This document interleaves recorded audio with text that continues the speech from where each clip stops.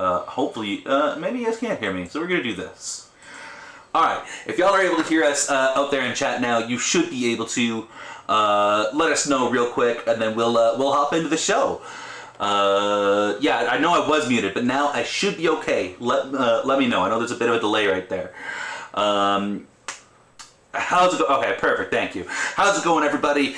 This is NorthWest Battle Talk. First episode back, so obviously a little bit of, things to deal with. We had some tech issues on this side. I got into a fucking car crash getting here, which I'll talk about in a moment. Joey isn't here, even though he's going to be a part of the show going forward. He just, had some life shit. I believe he is just busy fingering himself right now. Yeah, maybe. I mean, that's fair, I guess. Oh, someone tried to call me. Oh, let me just answer that live on stream. 1 second.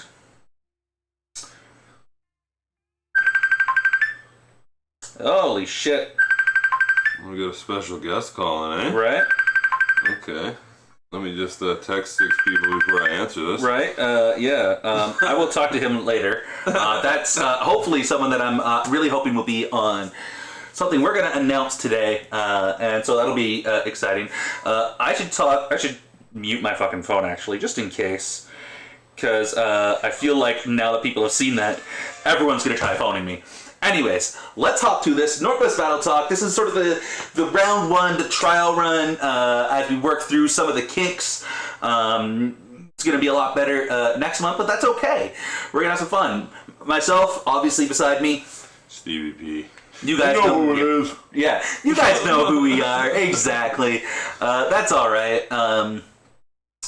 Yeah, so we're going to hop into this. Let's start with, since there was the call, I'm not going to say who it was, but I'll tell you why they were phoning. July 8th. So, actually, let me take a step back. We have events, obviously, coming up June 17th. We have, I believe it's August 12th and 13th locked in for BC versus the World. Yeah. We've announced that. We're just starting to set up battles. We actually got the first battle set up this week, which I'm super excited about. But what we're going to be doing July 8th, many of you know our friend, of course, Coyote, otherwise known as Little Corey, or as I call him, Coriote.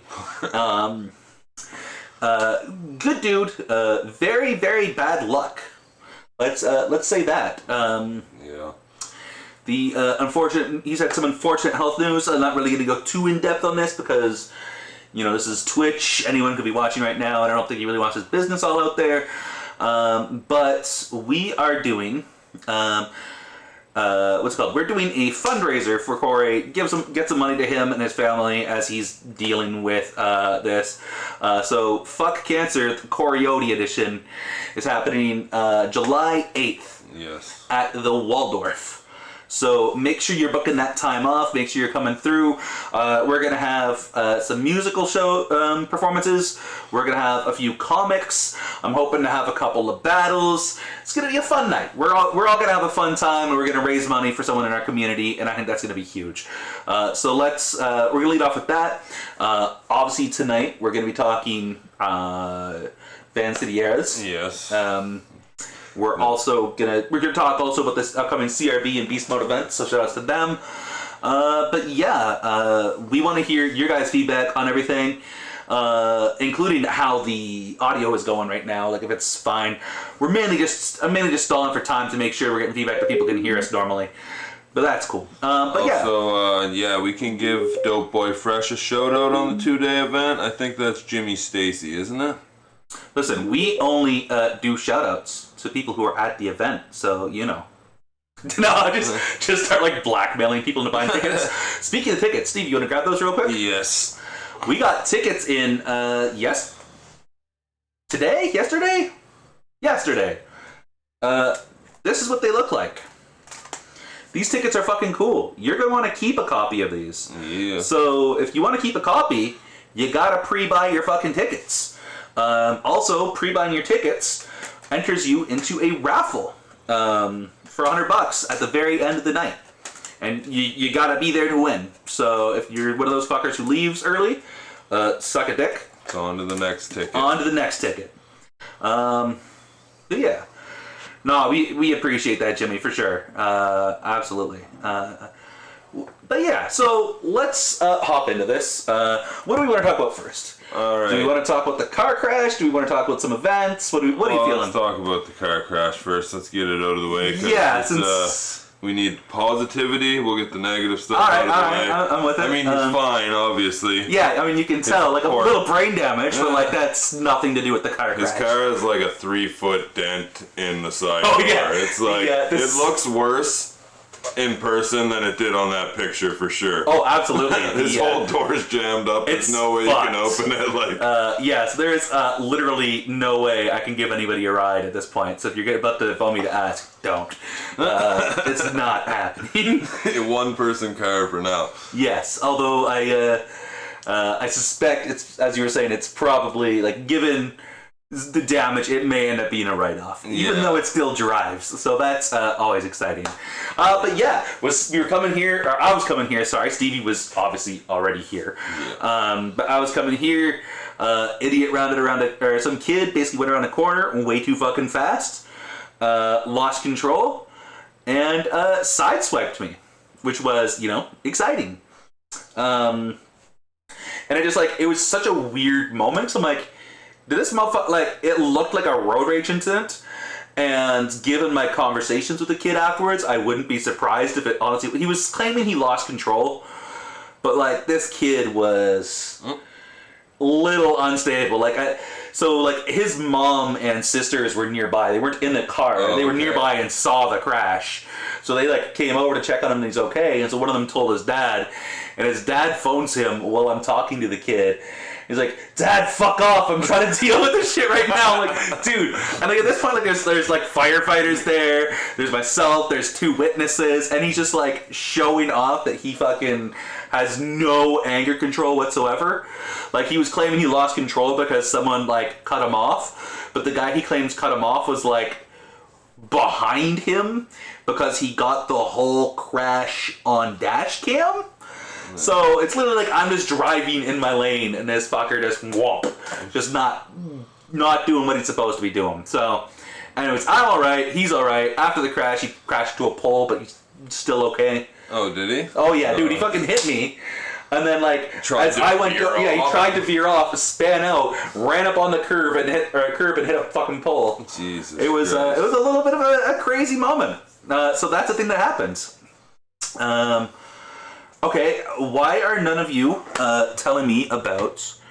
Are we having a mono... I think we're fucking having a mono issue on sound. That would be nice if people would tell me these things.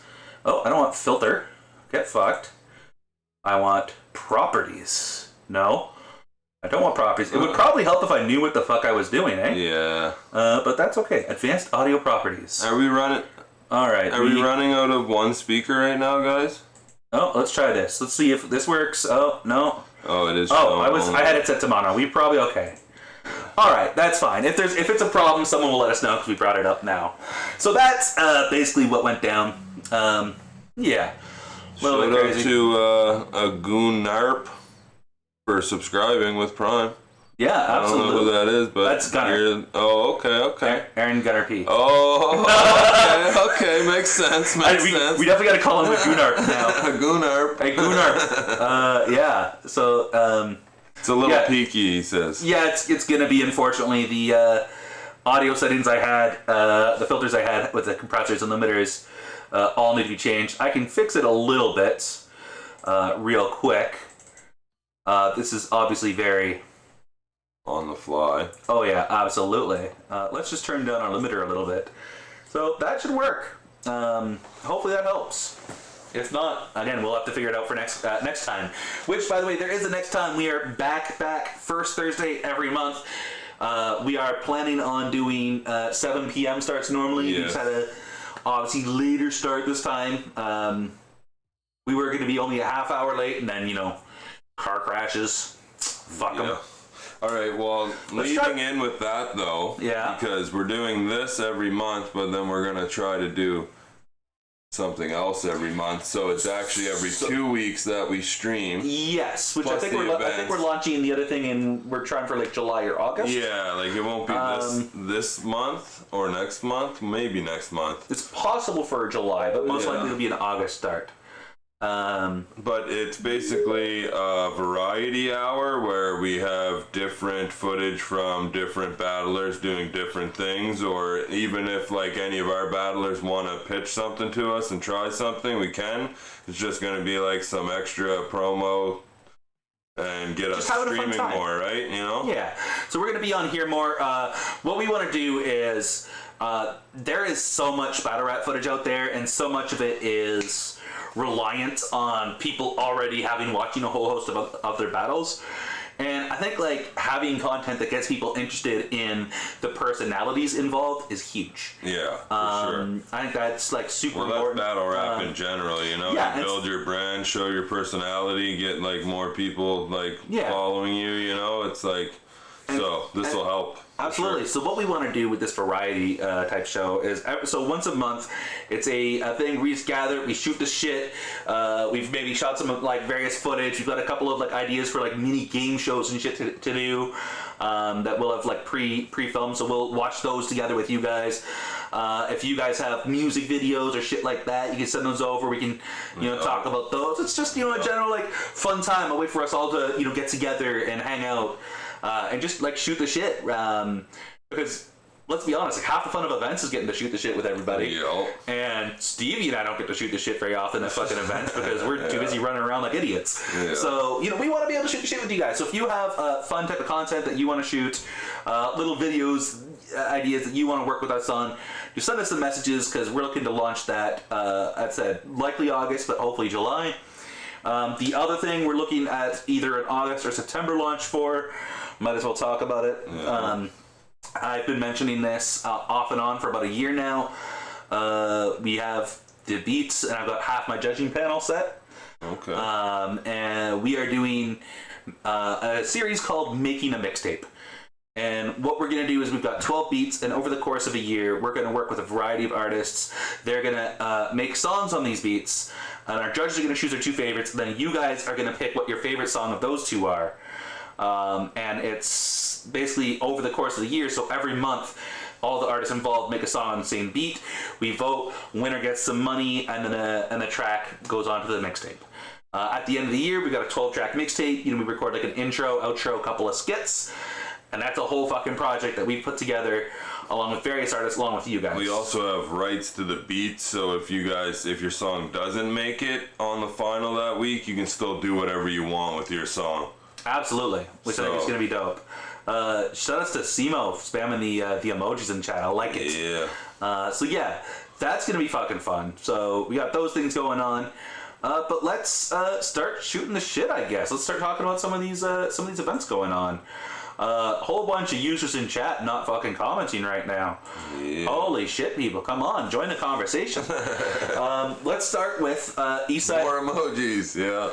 Eastside Rumble, let's talk about start with the Eastside Rumble. first event back since October. Obviously we did New West Rising, and that was a lot of fun. That was a wild event because it was one of those, we scheduled like 9 battles and only 6 happened, but at the end of the night we were all like, oh thank fuck, only 6 happens. Yeah, for sure. And shout outs to the Moss Band crew who came through and like every single one of them killed it. It was a lot of fun.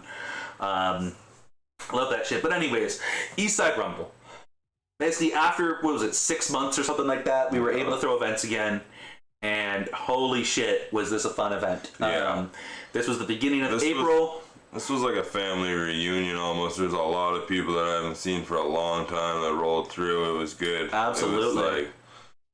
It was one of those things. I mean, like, half our community, we had guys like, HK and obviously all the various battlers there, and what's it called?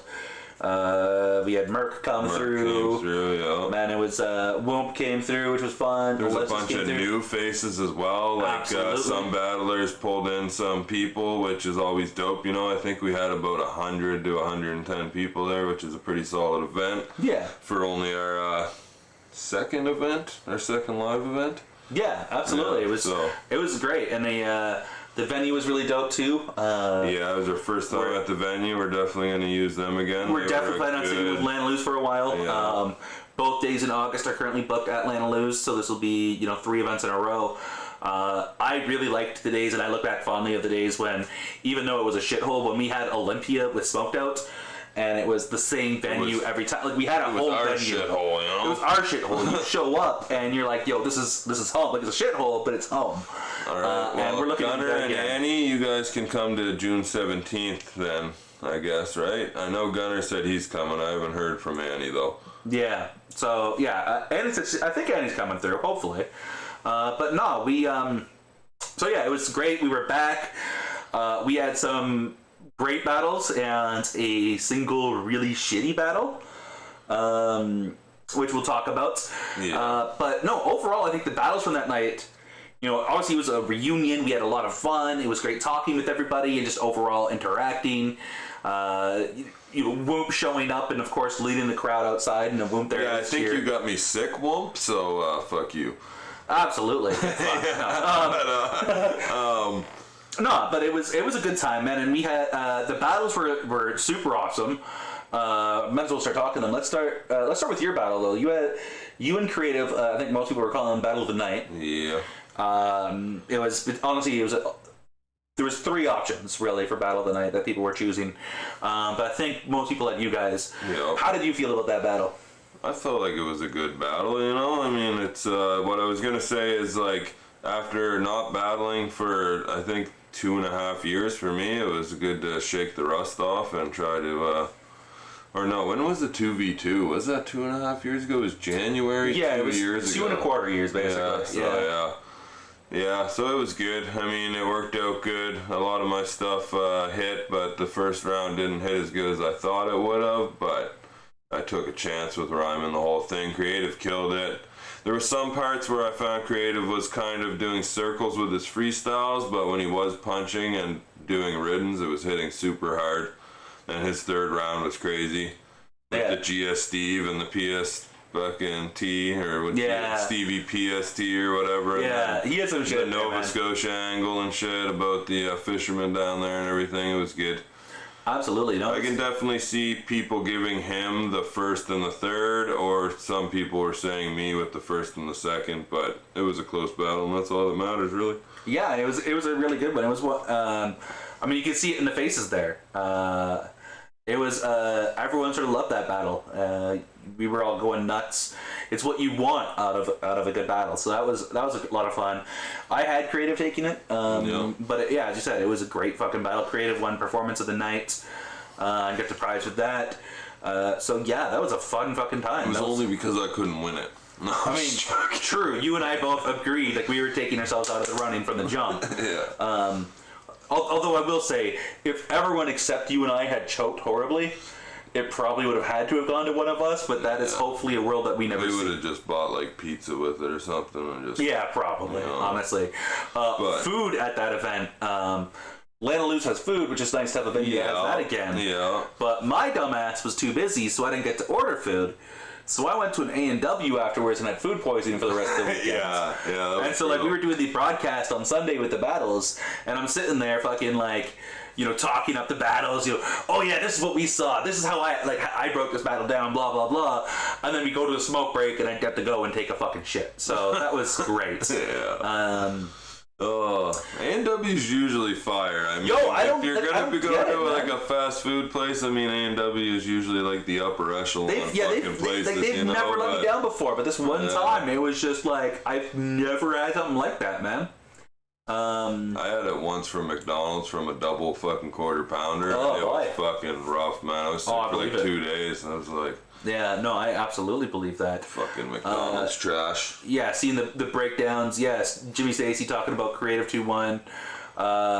Gunarp talking to Stevie. Gunarp, yeah, that's my boy Gunarp. Gunarp, yeah. Mike Wild talking about, it was a good battle. Creative's improved. Yeah, no, Creative is one of those guys who just steadily just keeps getting better. And there's, and the scary part is you see every battle he has these incredible highlights. But like those of us who are experienced, like you see where his weaknesses are, and that's why it gets super scary. because you know if he just fixes those couple of problems. Yeah, he's definitely somebody. Like he's already a problem. Be... Like he's already tough to deal with. He's already a very hard guy to battle. And if he fixes some of those like low points, oh my god. We always talk about people being like able to be like marketed. You know what I mean? And Creative's definitely one of those people that have like built his brand and he's able to be marketed. You know, like absolutely. He's definitely one of those guys that knows what he's doing. And he's only getting better, so I mean it's a win for everybody, really. Absolutely. You know, for him to go off like that, absolutely. I know it's crazy, and he's got a battle coming up, but we'll talk about that later on in the show. So we had that battle.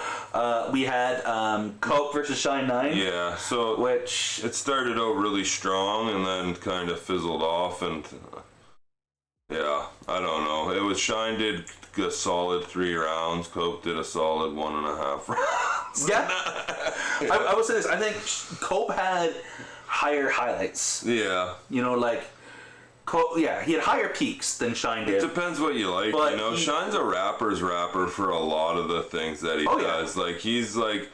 He has lots of layers and shit in his writing, which is super good. But like, he just hasn't got to the point where he's like playing off his personality yet.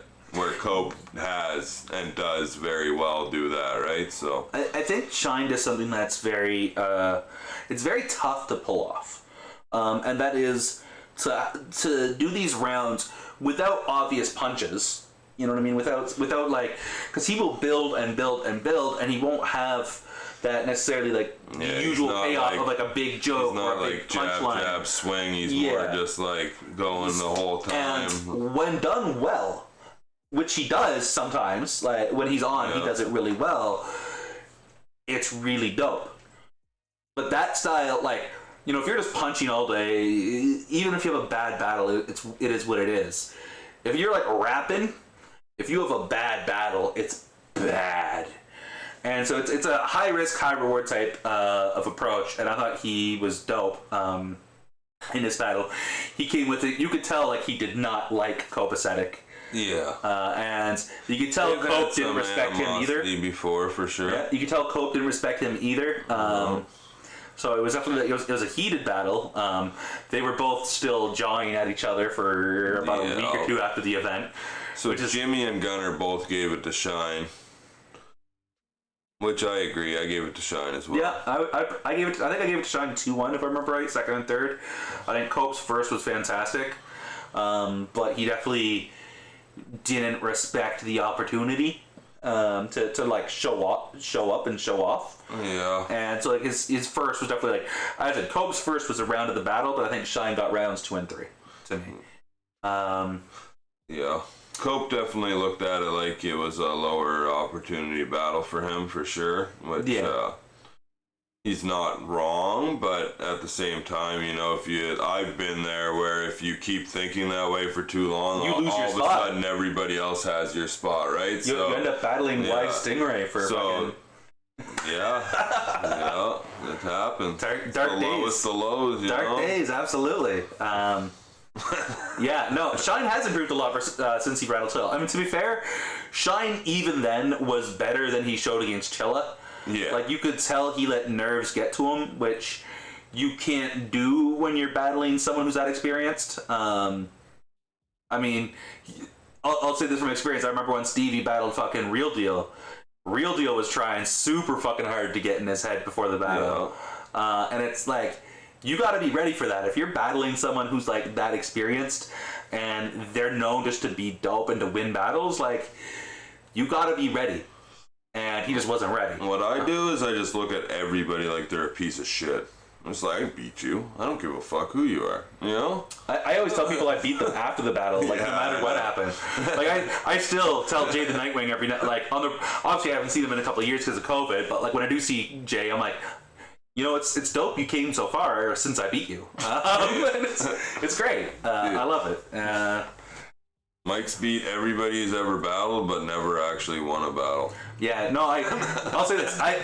If we're being honest, I legitimately think Jay was the last time I lost. But that's you know, it's not like I battle that frequently anymore. Did you lose the Bad Bars battle, which means you actually won? Or did I don't know how you qualify that. Like, is know. the person who's worse, like who's more over the top and cheesy, do they win or do they lose? Like, how do you judge a bad bars battle? Because like I came away from that feeling like I won, but like that's because I was way cornier and way cheesier than Knucklehead. So I would say you definitely won on performance alone, because obviously Knucklehead's performance wasn't too polished. Like, I think at one point he had the phone gag in the back pocket as something he wanted to do, but then he went back to it like 3 times, which I think wasn't part of the plan, right? Yeah, absolutely. So I'd say you definitely won on like the performance and having your shit dialed, but Knucklehead had some funny ass shit. Yo, his first, like I'll say this, it was a bad bars battle. I legitimately, like, Knuckles' first against me is still my favorite shit I've ever heard from him, even though it's a bad bars battle. That's what I was saying. I was like, this guy needs to rap like this all the time. Yeah. Like, I'm like, right? Like, because you're not wrong. The part of battling is being funny, you know? Like, I know everybody likes to do like, oh, fucking kill you and stab your family type shit, but I mean, there's definitely like the comedy aspect of it, and he was killing the comedy aspect of it in that first round, man. Even like halfway into his second, he was killing it. Yeah, like even when he first started the choke and he like played it off with the whole like the phone gag, I thought that was great. Obviously, it just ran a little too long because it was an actual choke, but yeah. It was like, he was great, man. But yeah, I think if he uses that fucking experience and like, because you don't have to be funny all the time, you can still have aggression, but like most of the really like polished big name battlers you see can do every aspect of the shit, you know? Absolutely. They're not just doing one thing every battle. So I mean, if Knucklehead can mix like his aggression and bars and everything with that comedy and do like 8 bars of this and then 4 bars of this and then switch back and forth, then he'll be on another level too. Right? Yeah, he's ready for a big upgrade, and I'm excited to see it. I thought there was a lot that he figured out, but yeah, I know that was definitely the case. Everybody lost in that battle. Yeah, we did. And he's not wrong. Everybody did lose except for me. I won. Get fucked.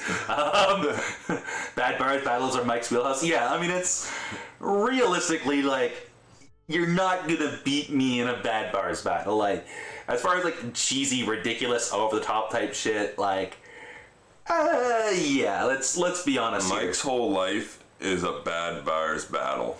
Absolutely. He just walks through the streets spitting bad bars about everything he sees. So I don't know if he's in the chat. If Jordo's in the chat, he will back that up with, like, even at work, we'll be like working on something. I'll make a shitty bar about like a curtain that we're like installing or something like that. Oh yeah, no, that is definitely great times for me. So, and I really had fun with that battle. I think you guys should watch it more. Red Shirt Mike versus Dot set it up. Absolutely. I will outreach the reach god. I don't give a shit. Let's go. All right. Yeah, you guys should probably watch that because Mike got like 100 views and his ego's just deflating. Oh no. You know? I only got 100 views. It sucks, but my ego is still way overinflated. It takes a lot more than that to ruin that ego. We kind of skipped past Bar J and Wise Guy, which was like my favorite fucking battle of the event, honestly. Like, it was, that was really fun, that battle. Like, what was it? He hides his cocaine in his Flonase or some shit. Wise Guy was saying, and like they both had a bunch of quotables in that battle. It was fucking super good. And like, it was the most polished RJ performance we've seen. Yeah. He didn't go the shock value route. He did nothing like that. He was just focused. Shout out to Bar J. He's like 70 days sober right now. He's doing fucking absolutely. Good, man. He's shout out to RJ. Fucking killing it, man. And Shy9 and Bar J have both battled on all 3 events. Well, they are going to battle each other on this third event. Yeah. And they have both killed all their set their bar fucking performances. And I kind of feel like this is a battle where, well, we'll talk about it later, I guess. Yeah, we'll talk about that battle. later. But yeah, Bar J was on one. He was doing good. Wise Guy just cut like all 3 rounds short. You know, if he got his material off, it would have been a lot closer. But like, it was probably 3-0 Bar J, honestly. I would like to see, like, Wise Guy's writing is the same it's always been. Yeah. And it's clever. It's really well done. I would like to see him go back to classic Wise Guy performance. Yeah. Like, it used to feel like it was like him intention just being silly when he was rhyming, and now it sort of feels like he's being lazy. Yeah. And it's a slight difference in performance, but it definitely it translates differently. Yeah. Even though, like, I thought he did well. I thought his material was great, but I'd like to see a slight shift in his performance. You get to a point where, like, you battled for so long that you need to figure out a way to get the excitement back, you know? That's, like, one of the things. It's, like, I've been through the times where you're just dragging your ass in battles because people want you to do battles and you just take them and stuff, you know? And there's got to be a way to get re-inspired by it, and he'll find it, you know? Oh, absolutely, he will. Let me throw you a recommendation there, wise guy. Bad bars battles. Yeah. Those will get you going again. Yeah. I do. It's obviously a while away because we've explained what the next couple of events are. I still really want to do an event at some point of, like, you know, like a bad bars battle. All theme shit, like a compliment battle. I think I've mentioned a few times the idea of, like, a rotating handicap battle, which would be like, let's say, just for example, you, me, and G Show. Yeah. Round 1 would be me versus you and G Show. Round 2 would be me and G Show versus you. Round 3 would be you and me versus G. You know what I mean? Like, just and so you're, like, writing one round with each of your opponents, and you're writing one solo round. I think that would be a lot of fun, and just completely bonkers. But doing, like, a whole event of just different shit. You know, who can beat me in a battle while harfing darts? I can wrap whole rounds with a dart in my mouth. Oh, not even take it out. I'll just hold it in there, breathe it in while I'm rapping, just like Mad Men style. That's what you gotta get. Have, like, the whiskey in one hand and the fucking darts in the other. That's what my dad used to do drywalling. He'd just have a dart hanging out his mouth and be like holding the sheets up, and he'd just be like, oh man. He'd be like, you gonna have a dart? I'd be like, yeah, I'm gonna sit down and not work because I can't just breathe smoke while I drywall. Oh, that's amazing. I love it. Holy fuck. Yeah, no, I've one summer, like in my university years, I worked as a truck swamper for Able Auctions, and their truck driver was like the same way. He'd be, you know, one hand out the window, sticking the finger at people, one hand on the wheel, and just, like, smoking his dart, just hanging out of his mouth the whole time he's driving. And I'm just like, what the fuck is this shit? Holy shit. Yes, Mad Men. Here's the thing. I've only seen a couple episodes, but Mad Men's been on my list for shit to see for a long time. But yeah, it's like those were the big four, I guess. Yeah. Well, we had Kai versus Bucket, and you know, I think both of them are developing. Yeah, they definitely are. Kai, we thought, was gonna develop, like, pretty quick because he had a good aspect of what battle rap is, but it seems that his, like, nerves kind of get to him quite a bit. Yeah, I think it's nerves, and also the fact, like, him moving to Alberta didn't help. Yeah. You know, like, let's be honest. Like, eliminating pathogenic from the conversation for a second. There's a clear difference in performance ability between BC and Alberta. It's just honest. Not saying there aren't dope battlers from Alberta.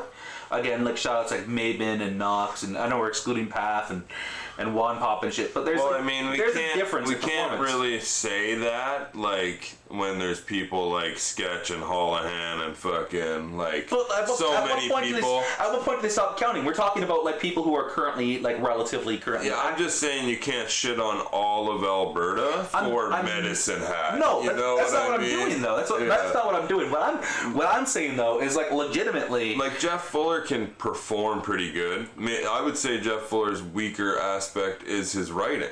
Yeah, I would agree. His performance, right? So there is some, and he's active.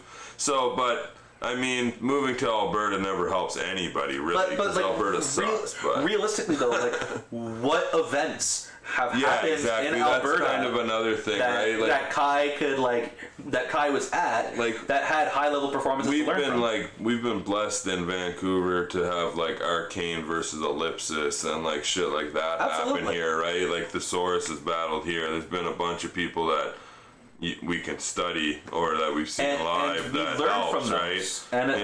And the problem, so we in BC had this reset, like, when, like, Emotions passed the division onto Sparka, and, like, 3/4 of the fan base decided to shout "fuck King of the Dot" and all that sort of shit. We had a whole reset out here where, we lost almost an entire generation of battlers there. Yeah. They decided not to fuck with it anymore. And so we had to learn, and it took us a while to learn and like to start booking guys like Nove or whoever else that were battling for us. And over time, like our battlers, I think like Mike Wild was in the chat, like he learned really quick, and he was sort of the head of the division for a while. And then Ellipsis learns, and we start having guys back, and now that like people are DDSS is taking on Megadeth and shit like that, now all of a sudden we've got high level performances for all of our up and coming battlers to look at what makes a good battle and to learn from that. And then shortly after that, like the Alberta division sort of. Oh, hold on, Stevie's going off. Yeah. Oh, are we on a smoke break? Yep, smoke break. All right, we're gonna do a quick smoke break. We'll be right back. Yeah, I know.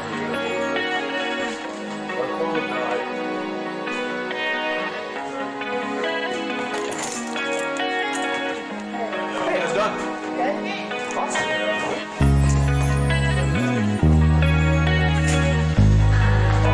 I'm coming.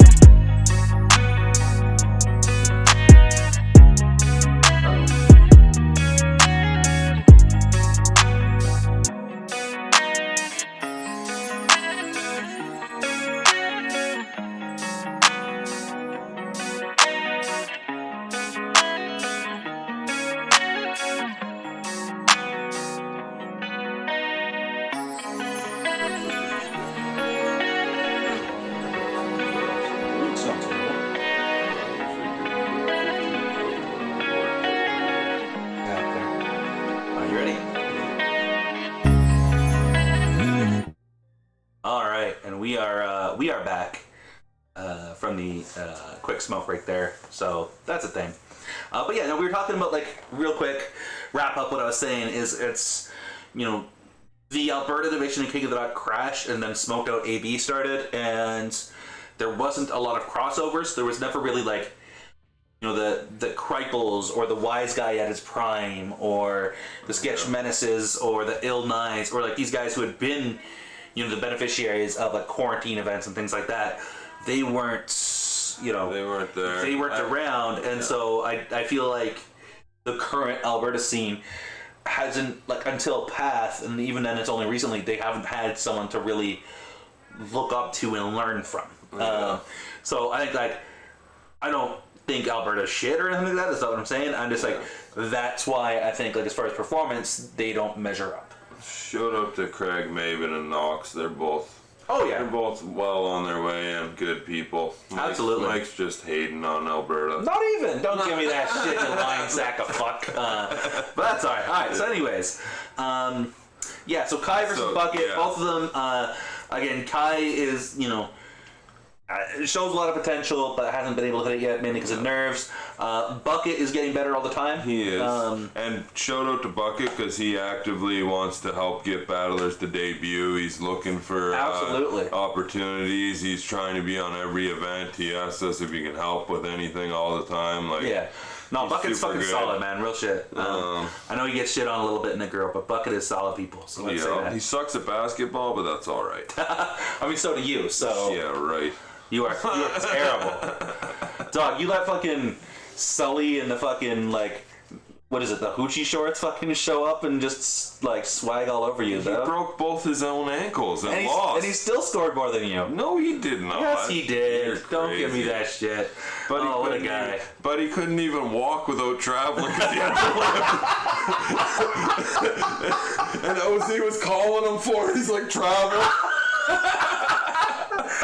Oh man, I called a rookie for a travel playing Ultimate last Sunday, and I felt so bad for it. But it's like he was doing like a full fucking shuffle step, so he took like 7 steps with it. Like, he didn't go very far. It was like, dog, you gotta like plant your 2 leaps, but it's like these little fucking. Yeah, it's like, dog, just like plant your fucking foot. Holy shit.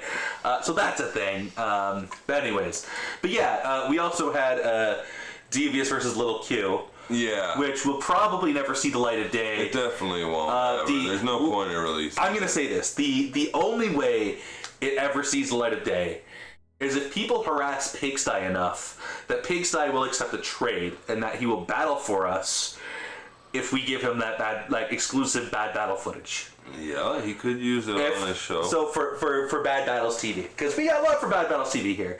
So, like, Pigsty is your one hope of ever seeing that battle. I will say that. Hit him up on Twitter. I don't know his handle, but yeah. Just harass him. Say you want to get him in there. Oh, absolutely! I will do that trade, JDK. 100% I would do that trade. We'll even throw in a little bit of financial compensation for him too. Don't fucking say that on here. No. We are trading 1 for 1. If you want a counter offer, we'll listen to counter offers, but we are trading 1 for 1. That is our initial offer. Absolutely. We've been trying to get Pigsty to battle for like 3 years. Oh, and absolutely. He's just fucking not about it right now. I will say, we almost had him. We were so close. And then the third wave of COVID hit.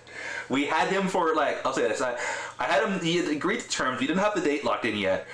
But we had agreed for him for a battle, and then that whole event fell apart because of another wave of COVID. So that fucking sucked. And then since then, he's just like, nah. Is this an emoji of you, Mike?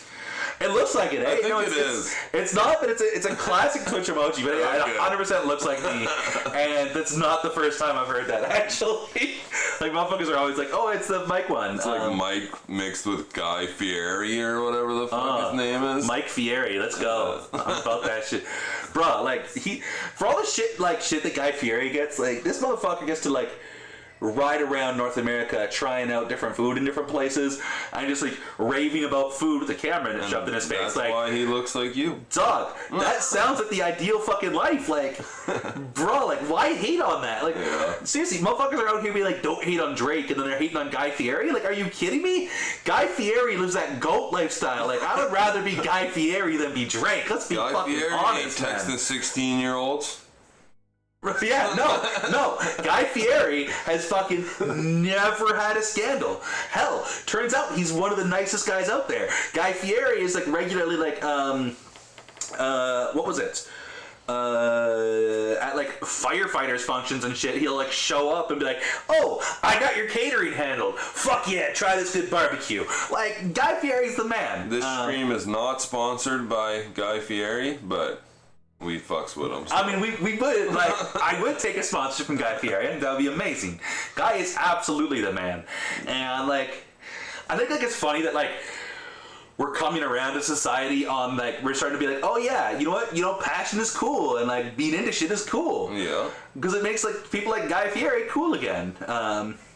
Or, you know, Bill Nye is suddenly fucking cool again, which I love. I don't know if it's like we're coming around as people or we're just getting old, you know, because that teenager mentality where, like, liking stuff isn't cool. I mean, now we're like old and we're like, yeah, you know what, that guy's all right. I mean, it's probably a combination, but like, I feel like us and generations before us have given this next generation enough shit that they actually have to care about that they're probably not too concerned with hating on Guy Fieri. I'll be honest there. We are all getting old. Facts. We are. I feel like JDK is like secretly like 52. I have no clue how old he is, but like he's got to be up there somewhere. Fun fact about JDK is he actually, his first Legend of Zelda was reading the first Legend on the cave drawings. So that's a thing. Yeah, go watch his stream. He does some cool shit on there. Absolutely. Fucking, with video games and... With video games and things. Wow, Stevie with the sales pitch, ladies and gentlemen. Oh my god. He does some like competitions and stuff, or like I remember him and JL were running like Pokemon Blue or something back in the day. Yeah, they were doing some speed runs. Yeah, absolutely. They do the speed runs. They did Zelda and there's a bunch of stuff on there. Yeah, absolutely. I got locked out of my original Twitch, so I had to make a new one. I'm gonna have to refollow. Fair enough. Yeah. No, I pop into JDK stream all the time, and he will back that up if he's not being a whiny little bitch. He's not usually a whiny little bitch, so I feel like he will definitely back it up. But no, so that's Eastside Rumble, and we are going along at a snail's pace. Yes, but that is okay. That's all right. Because we still got a lot to talk about here. Let's move on to VanCity Eras. Yeah. Because we don't really need to elaborate anymore on how bad Devious versus Little Q was. No, it was bad. They both choked. They both had 17 years to fucking write, and it didn't happen. So yeah, absolutely. We'll move on. Other than to say, Pigsty, you know. Dota and Warzone tourneys, he knows us so well, eh? I mean, anyone who's got me on fucking Discord knows how much I play Dota, so I'm not even gonna hate on that. Yeah. But speaking of Discord, if you check up that mirror thing right there, that is the link for our Discord. Don't pick my nose. Fuck off. Go set the bar Discord. It's fun shit. But anyways, let's move on. Let's talk about VanCity Eras. Okay. First battle. So obviously the card has changed a little bit. The original main event we had lined up was G-Show versus Ellipsis. Unfortunately, this is being postponed. We will be rebooking this. I'm personally hoping for October, but we won't know. We can't do it in August because it's a BC versus BC battle, but we are going to set it up for the following event as long as everybody's schedule works. Yeah. Joey is not here today, but he will be back next month. Oh, Jordo's in here. All right. So, unfortunately, that's not happening. So, our new main event is going to be HK versus Creative. Yes. Creative coming off, of course, bodying Stevie, clear 3-0. Destruction. Except for a Gunarp. Yeah. Gunarp thinks I won. So Gunarp thinks you won. That's cool. No, obviously Creative's someone who's been, as you said, he's been growing every battle, getting scarier and scarier. I can't believe it's been 8 years since HK battled. Has it been 8 years? Is that when I've seen him right? No. No? I mean, maybe he wrote it, but I don't know if I believe that. Because he battled on, like... what was his most recent battle? I don't even know. Like, I feel like it was like... No, it wasn't Megadeth. I know he battled Megadeth, but I think he battled after that. Because I don't even think, like... Might have been like 6 years, honestly, because we did spend like 2.5, 3 in COVID, and he wasn't around for a while before that. I'd say probably 6 years is probably about right. Yeah, it's been a long time. HK obviously was someone who was a stalwart in the VanCity division through the Emotions era into the Sparka era. Eventually sort of stepping back for a while off of battling to, pursue life things. And he's been making some cool music. He does a lot of work in the community, so shout out to him for that. Absolutely. He's got the open mic that he does once a month. Make sure you're checking that out. I've been meaning to go for the last couple of months, and then I literally had COVID this last time. So that's a really great time to cough. Holy shit. Yeah. No, I had COVID this last time, so obviously wasn't going to go. We need one of those plastic screens between us here. Like... If only you knew someone who could install plastic screens. If only that was a thing. But no, HK is good shit. I'm really excited. Yeah, we'll see how he, because, sometimes people stay away from a long time, and, like, battle rap does change over time, every couple of years there's a new wave, or, like, people are upgrading, like, everybody's getting better because everybody's in there getting the experience in the ring, and he hasn't had that, but he has been doing lots of musical performances, and he's always been, like, a heavy conviction kind of guy anyway, so I feel like he's going to do well. I mean, I think that's generally the theme for the top 3 battles on this card is does the returning battler still have it? Yeah. And, I mean, I think HK is not a guy who's going to come back without wanting to come back and without feeling like he has something to prove to modern fans. So I'm expecting this to be a complete and total war. And he's saying he was way before her time. Yeah, no, he... definitely the last time we battled before you started joining and coming to events. But HK's dope, man. I mean, he lost to me like every other battler does. Yeah, but, me too. Yeah.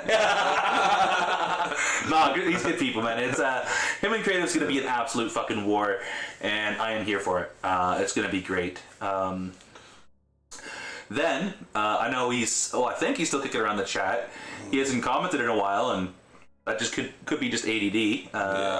But Mike Wild versus Chronic Walters. Yeah. This is honestly this one has serious battle of the night potential for me. This is probably my favorite battle of the night, honestly. Like, so I think we're like when Mike Wild was running the division, or not running the division, but was like the guy in the division.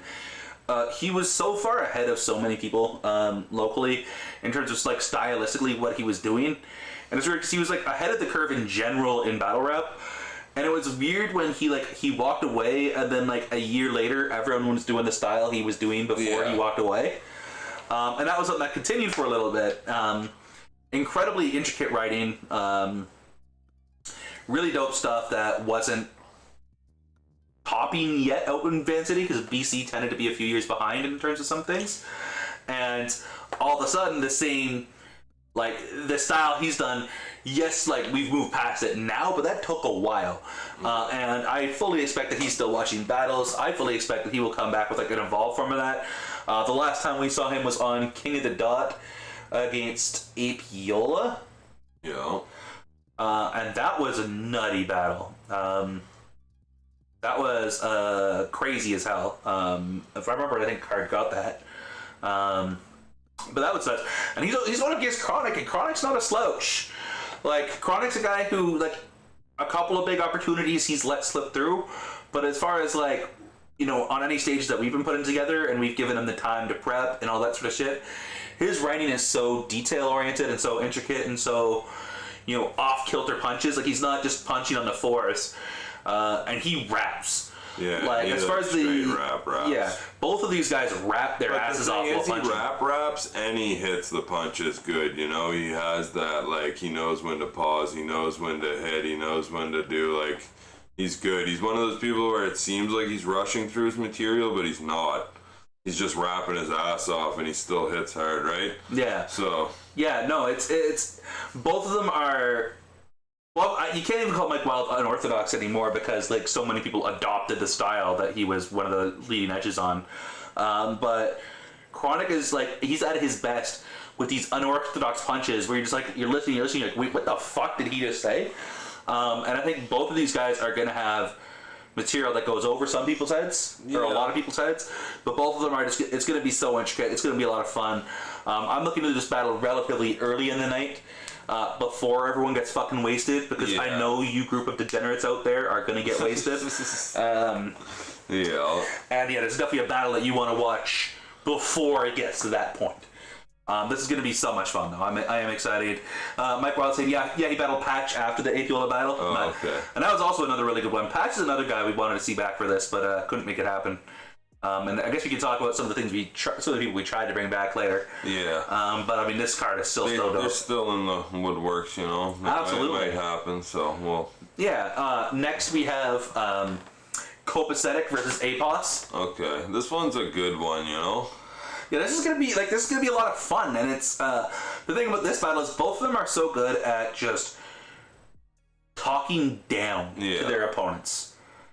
Both of them are absolutely, when you battle them, you feel them minimizing your presence, and you have to fight back against them. They're very good at like seeming like they don't care about the person, like, you know. It almost like some people do it and it kind of comes off lazy, but they do it extremely well where it doesn't come off lazy, but you get the feeling that they generally don't give a fuck about the other person whatsoever, right? I feel like this is the first So Shine went in on Cope and he was like talking about him, you know, with just rapping about how he thinks he's a piece of shit.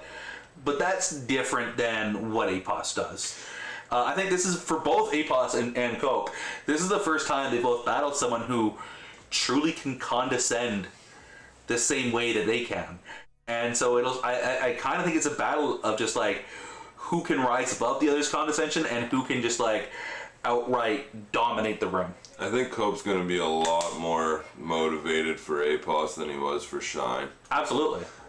Mainly because Shine's not a character and Apos is, and there's more to write about for Apos, you know? Like, Apos is somebody that has good material, like, that you can use against them and stuff, right? Like, what was his fucking album, like, Ketchup Sandwiches or something? Because his mom used to send him to school with ketchup sandwiches something like that, shit. Like, there's a bunch of shit like that you can use, and I think it'll be good. I don't think it'll be battle of the night, but I think it'll be a good battle. It's gonna be a lot of fun.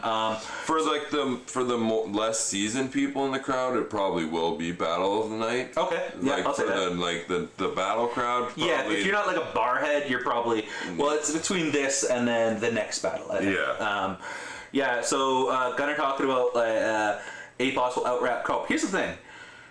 He doesn't do it all the time because he follows the whole like daylight school of give people a taste and not the whole thing. Cope can rap his ass off. Yeah, Cope is an extremely good rapper. Like, he just doesn't do it all the time. Like, if you listen to his music, which I'm sure not many people have. No, honestly, I'm not saying it's just mostly because throwing that shade. No, it's mostly just because like I hardly ever see Cope even promoting his own stuff. You know what I mean? Fair. Like. But I don't know if he's released music in the last couple years. Like I said, I never see him fucking promoting anything. But if you listen to it, Cope is actually like an extremely good rapper. He's technical. He's in like the pocket. Like he's flowing good. He's doing everything. Like so. I don't think Apos will out-rap him personally. I think they're both around the same level on like rap. Myself, so. I think it's. This is just a battle of who out-preps the other one, I think, because like they're and who shows up that night. Realistically, they're both really good at condescending. They're both good rappers. I don't expect anyone to get bodied here, but you never fucking know. But we'll move on to the next battle. Next up, we have Barjay, versus Shine 9. Yeah. Barjay should really just change his name to RJ at this point. Let's be real. I don't know. I like RJ. Yeah, fair. Whatever. I think he should change his name to RJ. I think he should change it to Wiener Boy, but he's not going to. Oh, fuck. So this is going to be a lot of fun. Obviously, Shine coming off the Coat battle, RJ coming off the Wise Eye battle. Both of them killed their performances in those. RJ was, clowning Wise Guy, and I expect him to try to diffuse Shine's approach by trying to clown Shine. And Shine is just going to, come with it. He's going to just... there's a lot to talk about with RJ. So, this is what my thoughts are. Like I was getting into earlier, was they've both battled on all our events. They're both killed their performances on all the events. So I feel like this is really like for lack of a better word, number one contender kind of shit. They're sure. like it's not even that. It's like who's gonna take that next jump. You know what I mean? Yeah. Like who's gonna be the one that gets the shot next? Shine already had a shot with Chili, fucked it up. Barjay's never really had that chance, so we don't know. Yeah. But if Shine beats Barjay, then he's probably gonna be ahead of him, right? Yeah. Absolutely. That's the thing. I Right? definitely think this battle determines. This will determine a pretty big battle for BC versus the world, especially because realistically a lot of the people who we expected to be on the top end of that card aren't really available. So this gives room for someone who's hungry to show up this event, just fucking kick some ass and immediately get a big look. So I think that's what's going to happen. So it's going to be excited. So I hope they're both super motivated, and if RJ's messages to me every other day are the case, I think he's motivated. Yeah. So that'll be a lot of fun to see. I take sexual favors. See, this is why we're a democracy. Because that way you have to give all three of us sexual favors. G-Show's at home like, I did not agree to this. G-Show watching right now like, fuck. Why can't I be in Alberta where Jesse J runs the show? Holy shit. We're terrible fucking people. Alright, we got 2 more battles or 3 more? 3 more battles to talk about. Okay. So we announced this yesterday. I don't know if I ever actually shared it to Facebook, but we put it on... you definitely didn't. Oh, okay, you said follow the Discord. I'm gonna that's release true. this. And I said I'll release it later on Facebook, and then never did, because why not? So make sure you're following that Discord and that Insta. Look at that. Look at that. I fucking TikTok figured it out. But no, make sure you're following that shit. But we announced this one on Insta and Discord. We got Whoop There It Is versus JB Styles on short notice. This is going to be so much fun. Whoop, obviously an absolute character. Yeah. We were trying to get Whoop on the card. We tried a lot of different options, honestly. God, there was... Whoop is like somebody who we haven't seen back since the pandemic, and he's like always a crowd favorite, man. Everybody loves Whoop. He's just an awesome guy in general. Yeah, absolutely. He's just... There's still a battle that we tried to make happen that I want to make happen in the future. I think you know which one it is for Whoop. Yes. I still think that would be an amazing fucking battle. But we won't talk too much about that. And he's going up against, of course, JB Styles.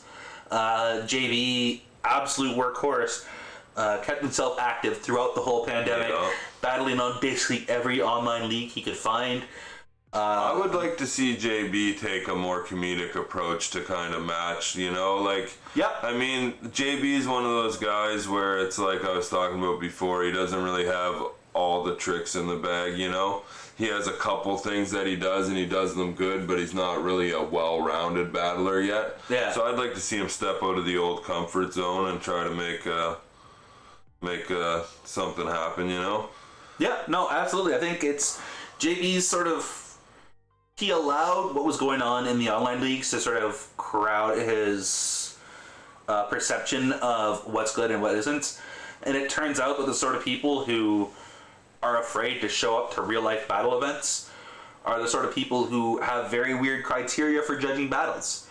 And so I want to see JB transition back into all right, let's have some fun. We've got a crowd here. Let's have the crowd enjoy themselves. Yeah. And I think he can do it. I think Jimmy Stacy says that you're cooler than Whoop, maybe? No, I think he was saying I was cooler than Jesse. Oh, okay, yeah. Yeah, which, you All know, right. fair. Jesus, I am just talking all the shit tonight. Let's go. All right, but yeah. So Gunnar talking about predicting this one's going to be extra zesty. Oh, yes, it's going to be all gonna zest. Yeah. And incredibly zesty. Yeah, like I say, hopefully JB uses the opportunity and doesn't just come with like some straight fucking battle bar shit, you know, like. JB also needs to make sure that he's got his shit down. He was taking so many online battles when he battled on NorthWest Rising that he ended up choking. And it's one of the things like, yes, you are low on the card, but if you're battling an out-of-town guy, you know, his audience is going to check your shit out too. Yeah.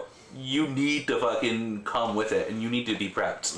You know, and like, it's like, when was the last time we really seen a JB battle that we were like, holy fuck, JB killed it, you know? Like, maybe like the 4-year of Smoked Out or something. So like, he definitely needs to bring back that fire. That's what I mean. So he was low on that card, and by choking, now he just stays low on the card, you know? Yeah. It's like, that's how it goes. Like, so I want to see him come back together. And, yeah, it's like, everybody wants to get shots and everything, and like you need to put the effort in to do it. Like we say, look at creative, you know. Absolutely. It's been 4 or 5 battles straight where he's just like got better, improved, fucking didn't choke, fucking came with it every time.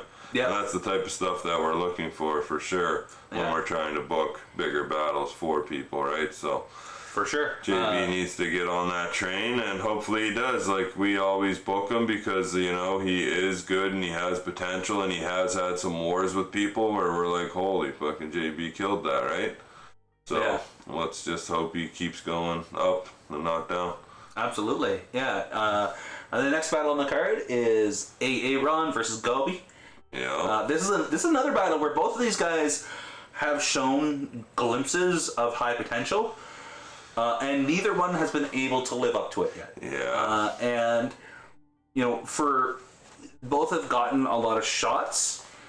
And I think this is the type of battle where these guys know they have something to prove. Like, that's the narrative out here, is they both have something to prove that they can hit that potential that they've both shown us over the years. So, Ron's last battle was against Joey Malice, where it was extremely cringy, and he needs to come back from that, for sure. Yeah. And Gobi's last battle, he actually did extremely good against Kid Franklin, was it, at the 5-year or something? No, at the 5-year Franklin battled, Coleslaw. Oh. Gobi had a really good battle at one of those anniversary events last time, I think. Oh, was it the 6-year, maybe? Maybe. What did he battle the 6-year? Fuck. Someone look up the 6-year card. I feel like his last performance was one of his better ones. So I feel like he's, whereas Aaron was kind of one of his worst ones. So Aaron has to come in here and fucking come out swinging, you know? Absolutely. Like, so I think it'll be interesting to see, though, is like both of them have the chance to elevate to that next level. There's a lot you could say about both of them, and so they both have a wealth of material. I'm expecting a war. I think both of them, like, they want to prove it. They want to prove they're at that next level. Jimmy talked about he's got Gobi, hoping this is the one where he has a breakthrough. Yeah, me too. Real shit. And then finally on the card, we have Waldo versus Grizzy Winter. Yeah. This is a battle. So Waldo battled at the Smoked Out 6-year against Q the Commandant. And having talked to Waldo, I know like this is a different experience for him because him and Q are like good buddies. Whereas like, he doesn't know Grizzy Winter at all. Waldo is an incredibly charismatic performer. And I'm expecting that to carry over into this battle where he's, you know, super believable. I think a lot of battlers when they first jump in don't have that charisma or that comfortability in the ring. He's comfortable in front of a crowd for sure. He's performed a lot of music. He knows what he's doing, so it's gonna be good. And he's up against Grizzy Winter, and Grizzy, if you haven't seen him perform, Grizzy's a really solid performer. He's a guy who, like, his conviction is out of this world. You believe you believe that he believes every fucking word that he's saying. I think I was on a show with him, but it was like years ago. I don't really remember. Yeah, so it's going to be, obviously with quote-unquote rookie battles, you never really know what's going to happen. Yeah, I'm hoping we get 2 good battlers that are ready to fucking move up, and because, like, you know, the rookie well's been dry for a bit now, so. Absolutely, and I think both of them have the skill set there to really go far on this shit. So I'm hoping that's what we see. So that's the card, VanCity Eras. We're pretty amped on that. Yeah, it's all BC people. We're doing a homegrown event here. We got even the flyers made from BC people, and shout out to Mama Rugal for killing the fucking flyers. I know. Yeah, I don't think she's ever done a battle event flyers before, and she killed it for sure. I enjoyed them. Absolutely. And shout out to her for those. And yeah, it's just dope that we can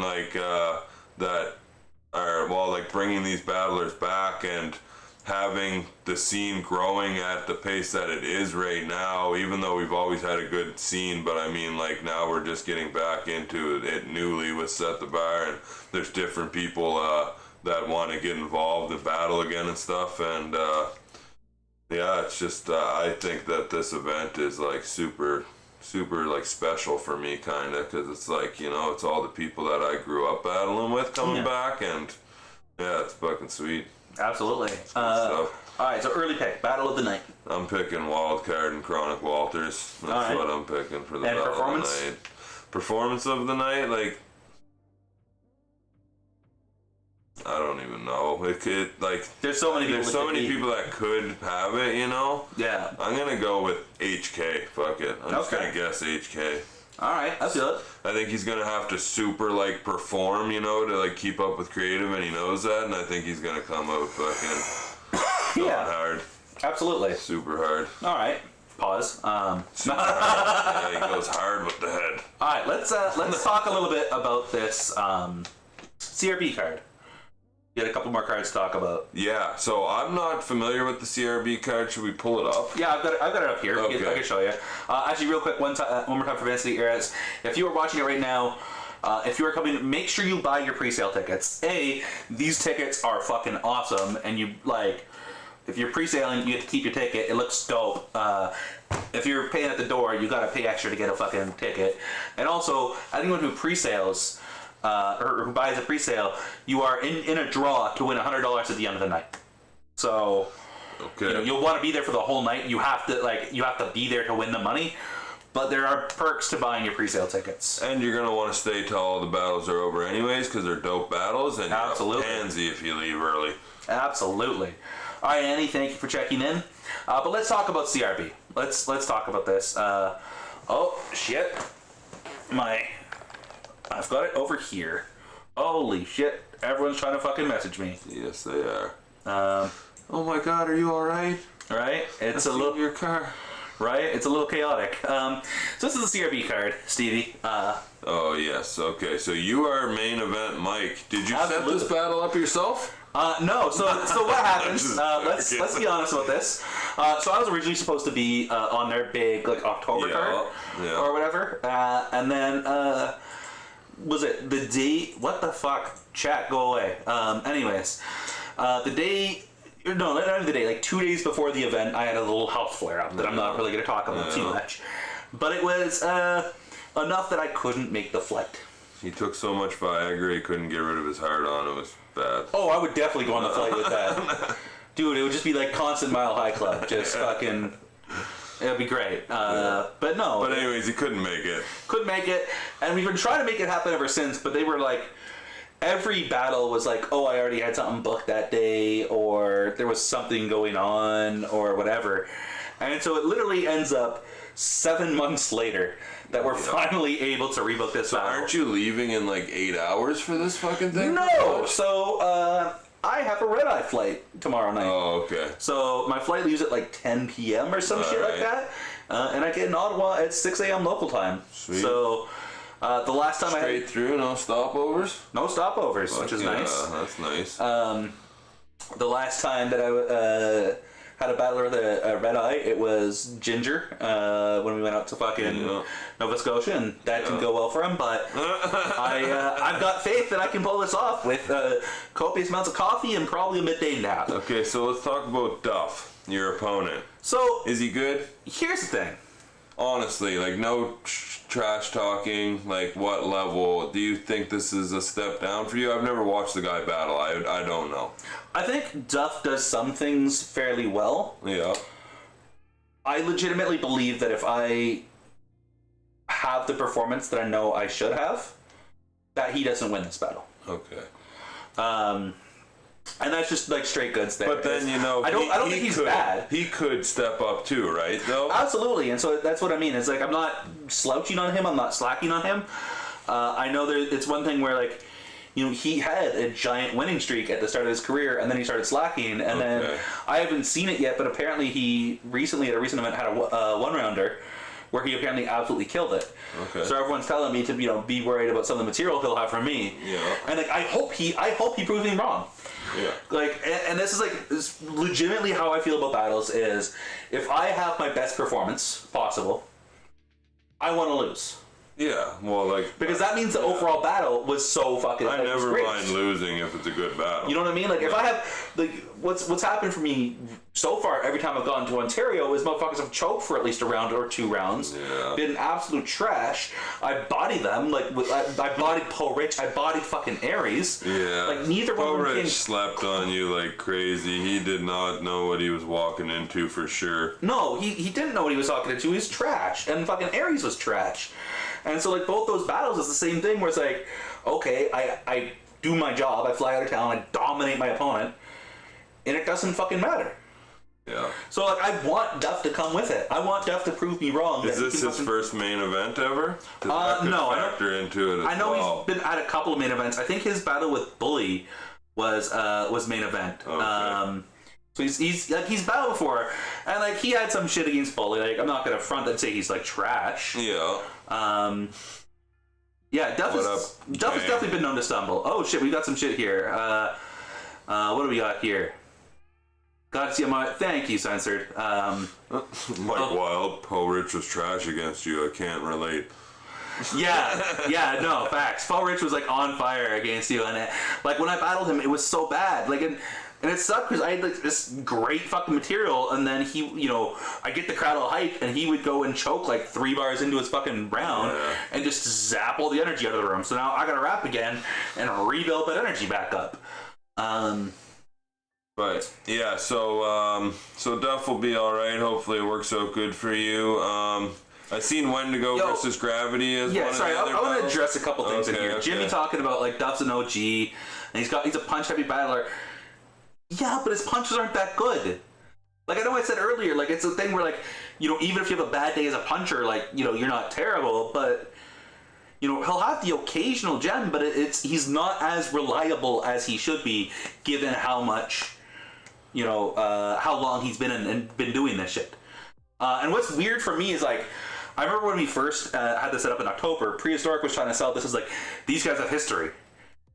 And I'm sitting there like, I've met this guy once at an Alberta event. He probably hated you. He's over there probably. Like he's probably talking so much shit. Bro. Mike's a fucking idiot. I can't stand that guy. And the thing is, like, I know the event it was an event where like shit was going sideways the whole time, and I was like having to assist Billy Shakes get him out of a couple of holes there, just in terms of like just things that were outside his control that we just had to deal with.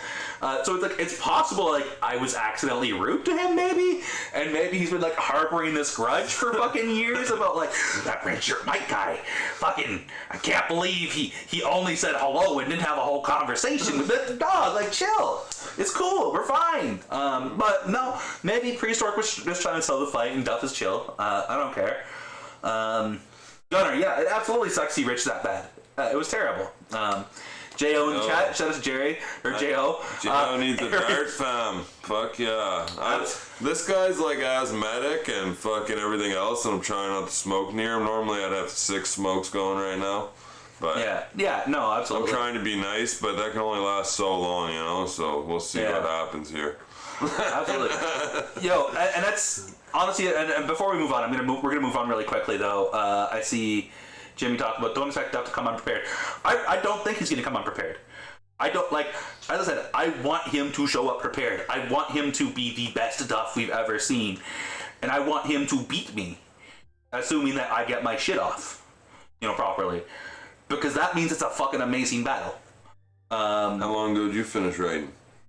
I mean, here's the thing is, because the battle was set up in October, a lot of the material is still from then. Did you revamp it? Oh yeah, I've definitely gone over it again, and there was some like weak schemes I had a fucking scheme about financial management that I decided was just not the fucking move. Yeah. So I took that out, and a few other things, but it's a much stronger 3 rounds now. Alright.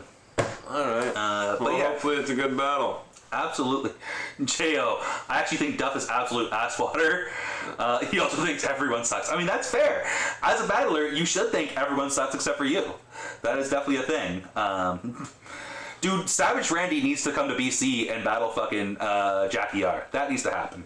Savage Randy and Jackie R? Fuck, I don't know. That would be a classic for BC versus everybody. Who is LP3 Cinema, though? Do we know? We do, but I'm going to let you guess. But in the meantime, let's go to the fucking... Yeah, go to the card. Like I said, Wendigo and Gravity was next. Yeah, Wendigo and Gravity's next. So Wendigo is your old arch nemesis that you really don't have a beef with. Wendy and I are cool, man. Like, Wendy and I... Here's the thing. Wendy, like, he definitely... There was some shit that went down, but we're both grown-ass men. We grow out of it, you know what I mean? We're both cool. We've had conversations. Yeah, Wendigo's been making all my art for my album with RC The Hazard that's dropping in a month or so. So, yeah, go check that out. It's funny. I've been seeing this battle, though, be billed as, like, the old head battle. Yeah. You know what I mean? Because both of them I feel like Gravity was, like, on a different level than Wendigo back in the day, though. Was he not? Was Gravity, like, popping pretty good for a while? Like, was he on King of the Dot and shit? He was on King of the Dot for a little bit. I mean, Gravity's dope, but I think, like, Wendy's a guy who also, like, he doesn't battle very frequently anymore, but Wendy, you know, just from my conversations with him, you can tell, like, the guy's come a fucking long way. He's a performer, too. And like, that's the Wendy thing, made me laugh, and, like, he's one of those people that can switch back and forth between styles for sure. He has good, like, performance. He has good personality and shit in the battles. Like, he's not afraid to be who he is and just play off it, you know? So, yeah. Hopefully it's good. And then Donovan versus Angel. Donovan's dope. Donovan Demers or whatever, is that who that is? Did he change his name? I think he might have changed his name. I believe so, but feel free, Ontario folks, to chime in. Yeah, chime in. I've seen one Angel battle, so and if Donovan is who I think it is, I think Donovan will, like, it's a 3-0. If it is who I think it is. What else we got here? Oh, absolutely. Wendy versus Gravity is potentially a great, entertaining battle. Yeah. Yeah, Gravity is definitely slept on. Doesn't prepare all the time and chokes or stumbles. Yeah. Wendy is always fucking entertaining. Wendy blocked me because I said I won. Yeah, okay. So Donovan is Chubbalicious. Okay, perfect. Yeah, okay, yeah. Then yeah, I legitimately believe Chubbalicious is gonna fucking 3-0 him. He's not chubby anymore. Yeah, he's fucking jacked these days, eh? Yeah, right. But yeah, no, I definitely think this is, like, from what I've seen from Angel, and again, this is another. I always hope to be proven wrong. I'll say this. But I definitely think Angel has an uphill battle ahead of him. What do you think about a 4-battle event? I mean, I think it's cool. Is there performances, musical performances, or just straight 4 battles? I feel like that'd be like an hour and a half, and well, I mean, like, you do your smoke breaks and that sort of shit, and so 2 battles, smoke break, 2 battles. That's like 2 hours max, you know? Yeah, it's not a long event. I don't necessarily think that's the worst thing. I mean, ideally, one thing I'd love to be able to do if we had, like, an HQ again, is do, like, a monthly event and do 4 or 5 battles each time. Yeah. And do something like that. I think that's more fun. I mean, for us with, like, the streaming and stuff, like, it would be possible, but, like I don't know. I guess, like, it's kind of like the new way that it's going. I just think for the actual live event and people paying to go there to only see 4 battles is a little... Yeah, I mean, I agree, but I also think, like, outside of the most hardcore fans, there's not a lot of people traveling very far. And this is, like, Ontario. Like, Ottawa is, like, right across the fucking... the canal or whatever from, like, Quebec City. So, you know, they've got 2 big cities right next to each other that they can draw from. Yeah. And, you know, traveling 45 minutes for a 2-hour event isn't necessarily the worst thing in the world. Yeah, I like 6 battles as well. I think 6, 7 battles is the sweet spot, honestly. Like, 8, kind of, my back gets sore because I'm old, you know. 6, 7's good. Absolutely. We only ran 6 last time, and we ran till like 1 a.m. almost still. So I mean, absolutely. But we started late. We definitely got to get everyone there a little earlier this next time. Shout out to Frenchie, though. He's a real one. Yeah, no, Frenchie's real. Frenchie's a good people. Shout outs to Prehistoric as well. Nobody trying to battle every month, but that's the thing though, Mike. Like, or Levi. Let me just say this: I legitimately think if events are shorter, it doesn't feel as bad. You know, it doesn't feel crazy to have them every month. You know, but like right now, the way it works is you show up and it's like a 5 or 6 hour investment, and so yeah, you don't really want to come back for a couple of months because you're like, yo, that was dope, I loved it, but I need a break. I honestly think 4 or 5 events a year is enough. Make them dope events. Like, I know you need opportunities for other people to battle and shit, but like having battle events every month is like an easy way to have like people not coming because you're oversaturating the like if you gotta wait 3 months between events, you know, people are stoked to go to that event. They're like, fuck, it's been 3 months, like we're ready to go and party. But that Gunner's talking about fight night card you were on, we only had 6-2. Yeah, it was only 6 on that and card. BBB, he was saying earlier, has done 5 fight cards. Jay, I don't actually remember which airport. I'm flying direct to Ottawa. I'll look up the airport later and I'll message you. Are you coming up for this one, bro? Book Wildcard versus JL. I mean, I'm with booking it. Like, I'll say this right now. If they both agree to it right now, we can book this thing for August. Straight up. If they're both with it, let's do it. And fuck, I don't even give a shit that we're leaking it now if we set it up on the fucking stream. And anyways, we'll move on a little. We get Jimmy Stacy here if we book it. Let's go. I'm with it. That's dope. And then finally on the card we have Lil Ma versus Speets. I don't know who the fuck these people are, but fair. Right. I've seen one Lil Ma battle. Lil Ma. And I saw like a small clip of a Speets battle. And this is, again, it's people who are still developing and still figuring out their style. And so, you know, with any rookie like that, not even rookies, but any like newcomers like that, they're still growing into it. So you can't really predict a battle like that because all it takes is somebody to have that aha moment. Yeah, somebody gets good. Lil Ma just had a decent battle versus Bartone. Okay. Oh shit. Okay. Bartone's like fucking been battling for 72 years though, and probably can't write material anymore. Bartone's the only guy in battle rap older than you are. Holy fuck. I think I'm like 5th in Canada in battles, and he's like 3rd or something. I don't know. Like he's had a lot of battles. So fun fact. The hoes that Bartone originally knew when he started battling have all hit retirement dates. So Devious had thought his catchphrase was Bartone knows no hoes. He was like, why is he telling us he doesn't know any hoes? Alright. That's hilarious. Speets has been to Toronto on a GZ a couple times, and well, okay, that's dope. I'm glad you're here because I don't know these people. It's good. You're the East Coast insider here for us. Absolutely. Oh fuck yeah! I'll have to check that out then. Honestly, both of these obviously both have potential. So it's an opening battle that could be really good, and that's always fun. And that's the thing. I think with a 4 battle card, you kind of need every battle to pull its weight. It's going to be good for you or you're the main event because people won't be so overtired from watching 6, 7, 8. Fuck, I've seen some of those fucking the RBE cards that are like 17 fucking battles and shit. So ridiculous. Or like Gates of the Garden and shit. Yeah. It's like, we got 22 battles happening tonight. Be here early. It's like nobody wants to stand through that. Right? And what gets me is like you can't have smoke breaks for that. So you're just going one after the other. So motherfuckers are just like walking out and having smoke breaks mid fucking battle. And if you need to find 40 battlers to battle, guaranteed 3/4 of those battlers are going to be trash, you know? Like, yeah, no, I feel it.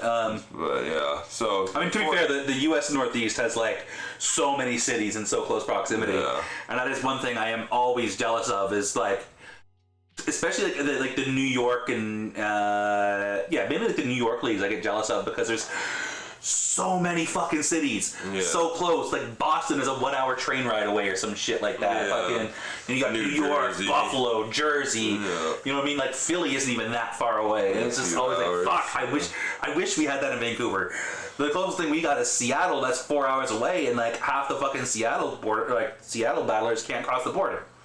Yeah. You know, so then the next is like Calgary. Calgary or Medicine Hat, and it's that's a fucking. You know, when Kelowna was popping off those nice, like I went up to quite a few BBB events. Oh, absolutely. They had a fire scene out there. It was fucking good. Like I enjoyed myself all the times out there.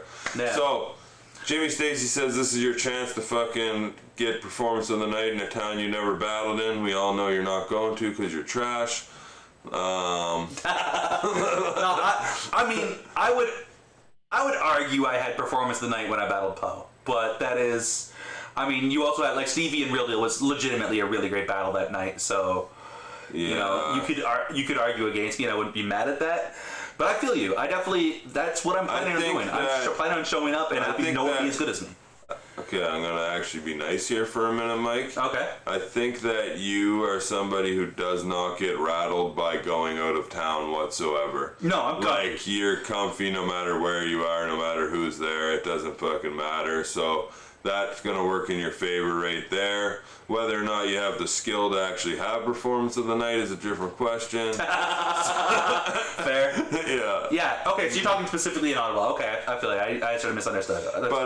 Yeah. So. But yeah, I did. We got the Beast Mode card. We can't really talk about this whole card. It's a crazy ass card. We'll talk about some of the main battles because like there is 2 days worth of crazy ass battles on here. So. Yeah. So let's. We'll start with the just announced A1 versus XQZ, which, man, XQZ has a fucking... He's on a little bit of a run between the fucking King of the Dot Season 1. He just battled Ellipsis on No Coast, which was a dope battle. It was weird watching how the crowd interacted with Ellipsis, but that was... I didn't watch it yet, so it was weird, I'll say that, but it was a good battle. I know XQZ and A1 are both really good riders, and they're both gonna fucking kill it, so that's gonna be a really good battle. Absolutely. I think that's gonna be absolute fire.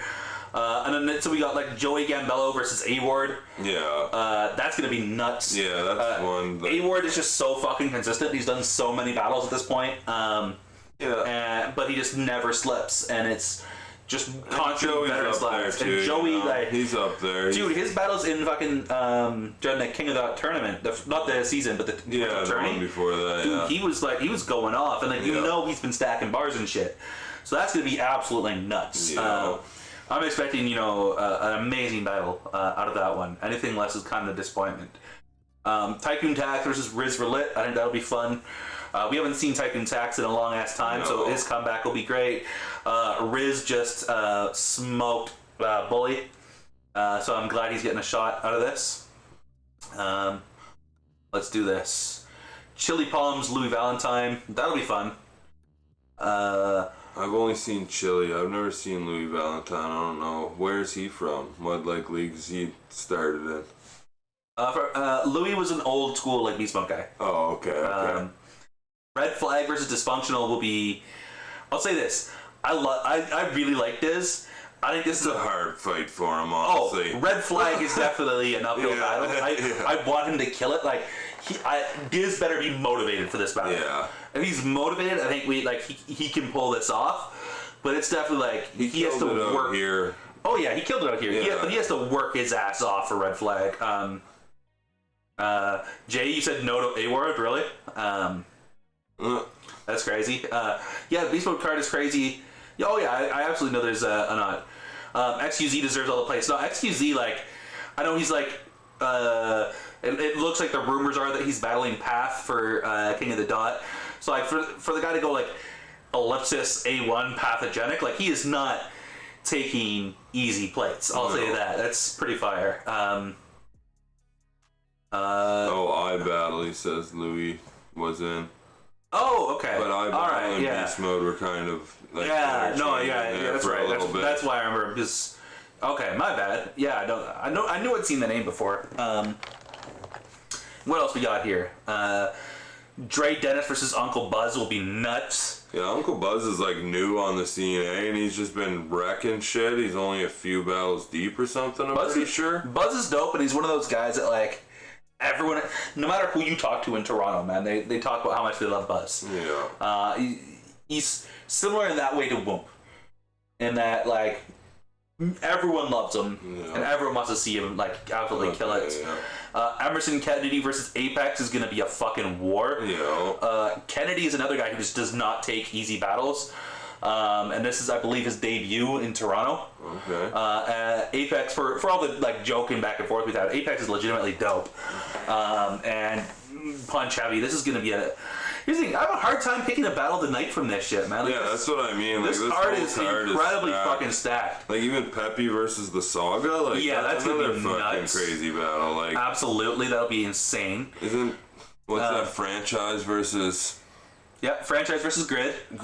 Yeah, Paul Rich versus Tipsy Russell. Like, the fact that Paul Rich versus Tipsy Russell is probably going to be like one of the earlier battles in the night. Like that's a nutty card, man. KP versus Dubs. That's a step up for Dubs for sure. I mean, but I think he's ready for that step. It's going to be good. And then Franchise versus Grid will be a fucking war. Like, Jesus Christ, this whole card, man. It's nuts. Yeah, it is nuts. So that's going to be crazy. Yes, absolutely. This card is insane. Paul Rich versus Tipsy. Bartone's battling. All right. Oh, is the undercard not actually fully out yet? Because that's nuts. I really like this card though. I heard the Bars of Death card went really well. That was the one.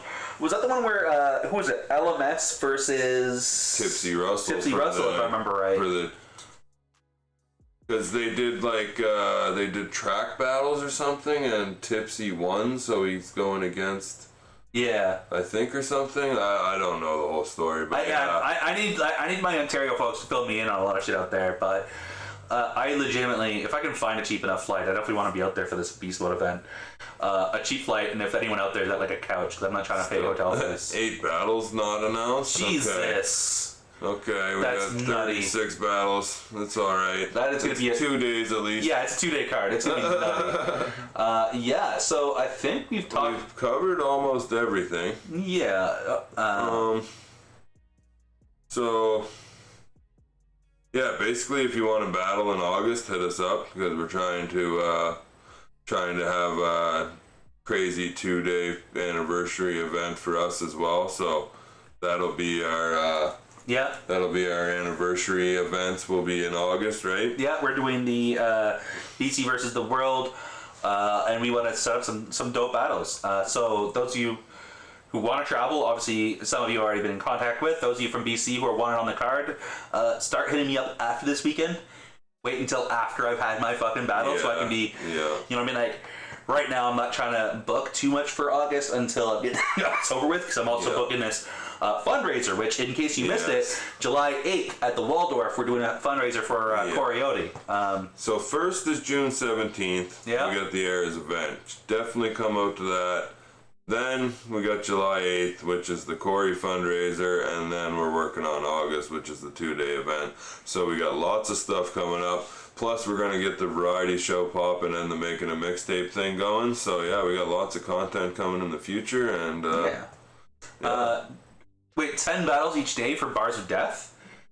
Okay, because I thought it was that like 5 battle card I saw, or was that another thing going on? No, not for Bars of Death, for the Beast Mode card. Okay, that makes sense.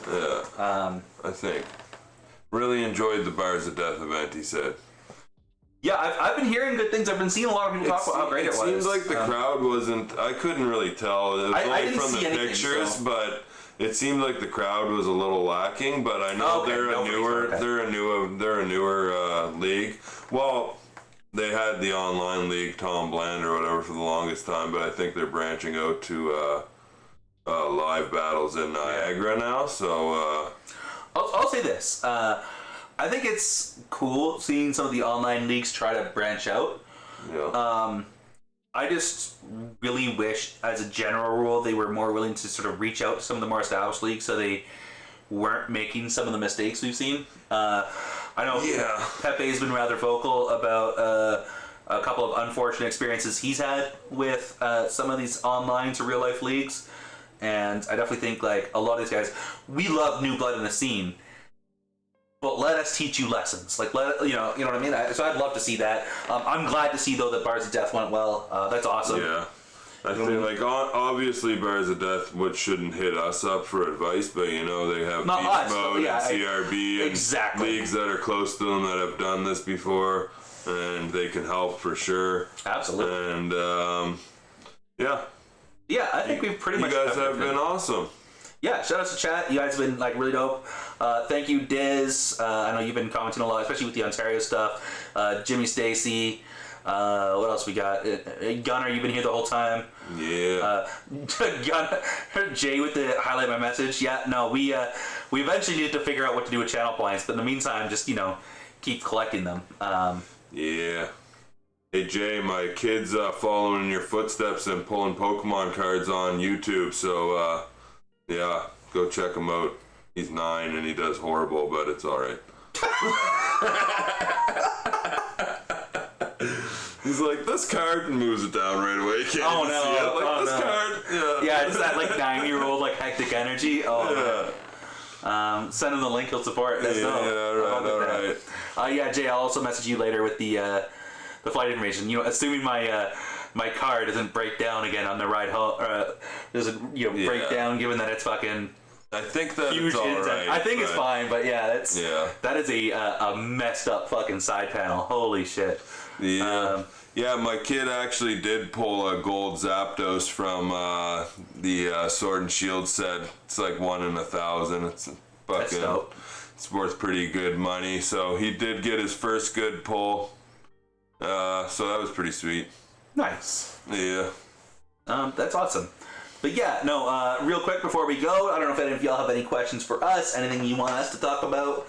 So we'll give y'all a couple minutes. Yeah. To figure that out. Man. It's good first episode back. We're going to be back again the first Thursday of July as well. We'll be back with Joey Malice. Yeah, he's going to talk a bunch of shit. This guy has no filter. If anybody knows Joey Malice, you know what he's like. He's fucking hilarious, but he's a fucking douche. Absolutely. So he's super good people, you know, but he's definitely has no, like, he doesn't hold back, so it should give an added element to the show. Yeah, fun Joey story. When we were doing the smoked out tourney or whatever, and we had the semifinal, so it was supposed to be him versus Renz. And Joey had just battled AJ and spent the entire third round just trashing the league, but AJ choked and just did so badly that even though Joey was trying to throw the battle, he still won the battle. Yeah, I remember that, yeah. And so Joey then raps 6 bars against Renz and then just talks about how shitty the league is for half a round and then walks out of the battle. Literally, Renz never got to spit a bar from that battle. And then like a week and a half later, Joey's like, yo, sorry, man, like, let's talk about it. Let's grab some Indian food. So that shit was funny as hell.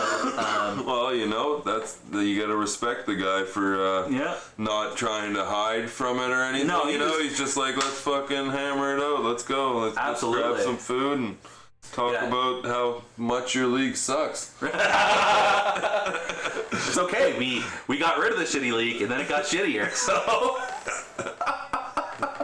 Holy, the Cope with the puppet choke. Oh man, that was hilarious because like Cope gets so much shit for that, but it wasn't Cope choked. Like legitimately, Cope caught more flack for the puppets than Joey did, even though Joey was the one who ruined the gimmick. and I fucking love, and DP's just standing there awkwardly because you know DP like was going over like the 4 bars that his puppet was supposed to have. Like you know DP knew his like had his shit down, and he's just sitting there like, this is fucking awkward. Like, that was fucking great. Holy shit. Man. Definitely got to man, I wonder if we could convince Pigsty to do a watch from that one on the bad. We could probably. I bet you we could. Holy fuck. I mean, it wasn't that bad of a battle, but that part made it absolutely. super. Absolutely. It was crazy as fuck.